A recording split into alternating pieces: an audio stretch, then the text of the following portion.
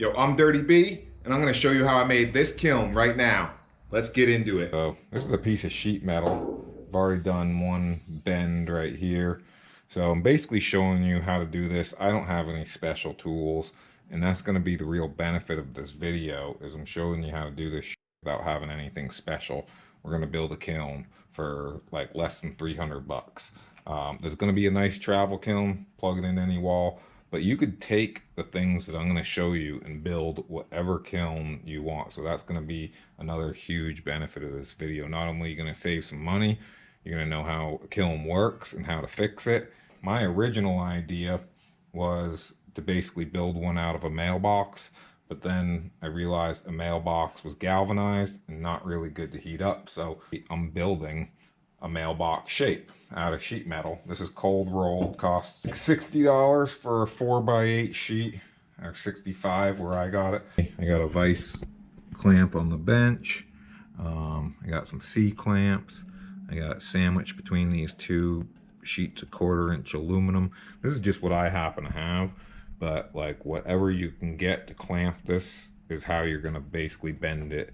And it's going to be a little bit crude, but it's going to get the job done. If you look on YouTube, you can look into knife making kilns. There's a lot of how-to videos. That's how I figured this out. And those actually sort of go through, a lot of them will go through actually like building with brick, if that's what you prefer to do. Mine is going to be built with fiber blanket because it's a little easier. It's going to take traveling a little bit better, but it will put more dust on your work. So you got to be vigilant about wiping the dust off, but you got to do that anyways. I figure you're gonna have a little bit more to wipe off with a kiln like this. This is basically going to be a knockoff of the chili pepper, so to really get a nice edge on there, I like to whack it with a hammer.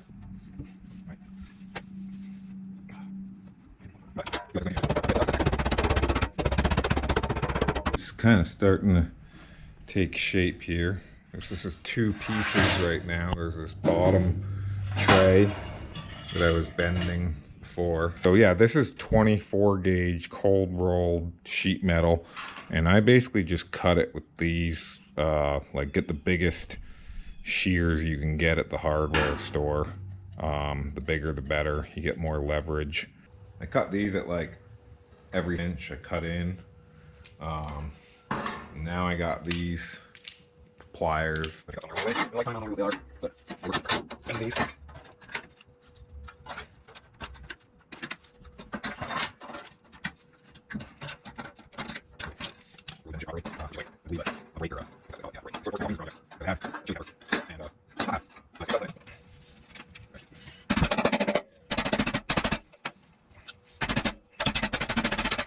I'm cutting the door out now, and I left the door until after I did all the bending, because I feel like it would have been tricky to bend these thin edges like this.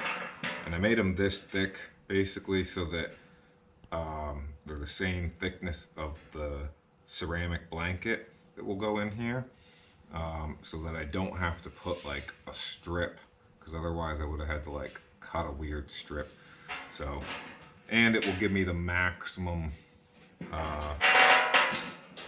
usability for the door.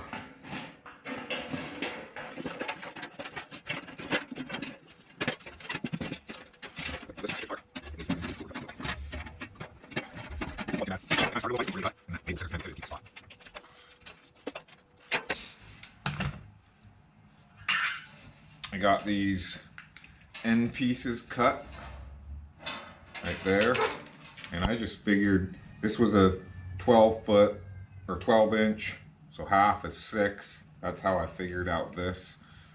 2 diameter times pi equals circumference, divide that by 2, and you'll get this length for when you cut this piece here. So yeah, so I got those 2 end pieces cut. I cut out the door. This will go in here for a little lip. I'm gonna start the fun part of riveting here. And I'm gonna drill a hole and rivet as I go. That way all the holes will match up.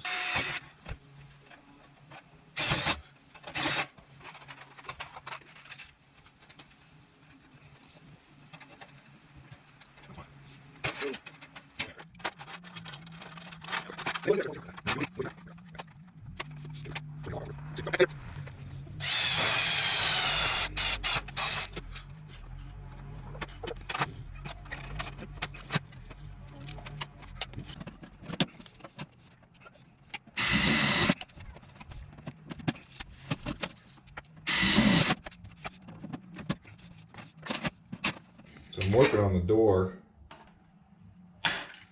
here. I got that flap on. So here's the kiln. So this piece will go up there.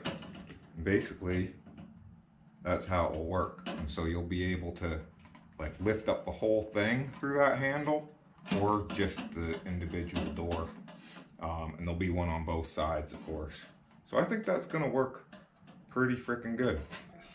So I'm doing the last bit of the sheet metal stuff.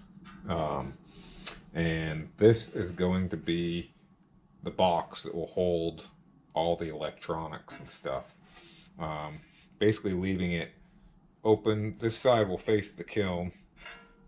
This side will be the top and this side will be the bottom. These are open. I have some like great wire mesh stuff to go over those because you want some airflow in this piece here.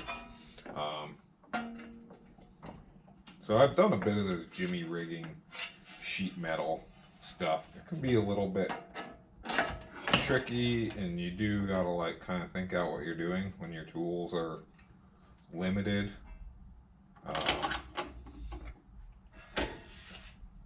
Like here I'm just using this vise to do these bends, and you'll still find that sometimes it just doesn't get you where you need to be. Like, see, that's what I just got out of that, and it can only bend it maybe a teeny bit more. You can use some pliers like this.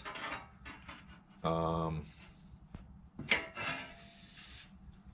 you'll find that they have their limitations as well. So you got to do a variety of things here, as you can see.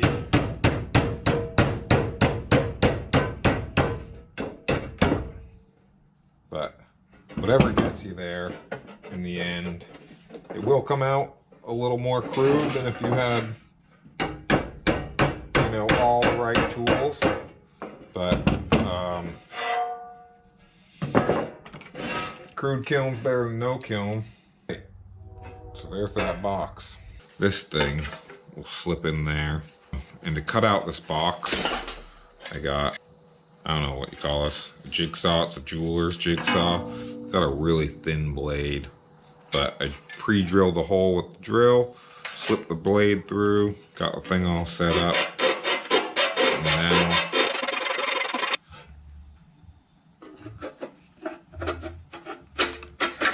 woohoo! So now I just gotta do the same for this switch. And I put the tension relief thing for the plug. Smash it back flat after doing all that Jimmy John and bullshit. I mean, it was an ugly hole, but that's pretty good right there. One more thing to mount. This one will be easy though.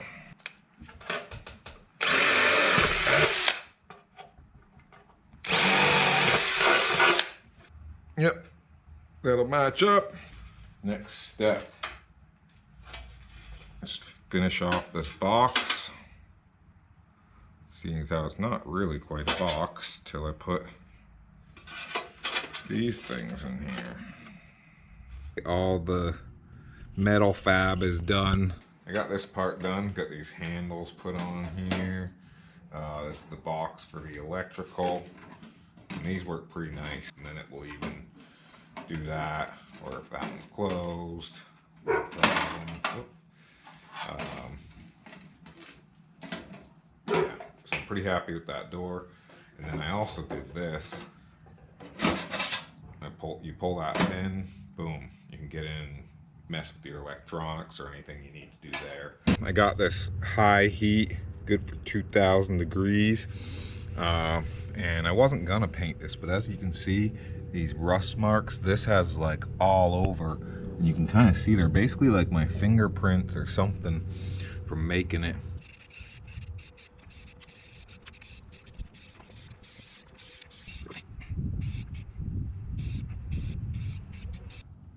Got it all dry, door back on. So as you can see, I got most of this, got this basically done. This is the pyrometer, that's the relay, computer, and then the on and off switch right there. So that's going to do it for this video. We covered all the sheet metal construction of the kiln. The next one I'm going to do the elements and the insulation, and then I'll have another video after that covering all the wiring and everything else. If you like this video, hit the like button, sub, leave a comment, turn on post notifications. Any of that shit really helps me out. I really appreciate y'all. Thanks for watching. Dirty B out. Till the next one. Bye.